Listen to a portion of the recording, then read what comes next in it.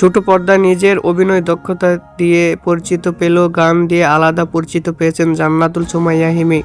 এবার ভালোবাসা দিবস উপলক্ষে প্রকাশিত হয়েছে তার নতুন মৌলিক গান দুজন দুজনা। 90 দশকের চলচ্চিত্রে গানের আদলে তৈরি হয় এই গানটি নিয়ে ইতিবাচক সাড়া পাচ্ছেন বলে সম্প্রতি এক সাক্ষাৎকারে জানিয়েছেন তিনি। বর্তমান সময়ের বিট বা আধুনিক মিউজিক অ্যারেঞ্জমেন্টের বাইরে গিয়ে পরিকল্পিতভাবে কিছুটা পুরনো ধাঁচের আমেজে রাখা হয়েছে এই গানে। দর্শকদের অনেকেই গানটি শুনে 90 দশকের সেই বিশেষ ফ্লেভারের কথা মনে করছে বলে জানান হিমি। তবে অভিনয়ের বাইরে গান গাওয়া নিয়ে এক ধরনের জড়তা কাজ করে এই অভিনেত্রীর মনে।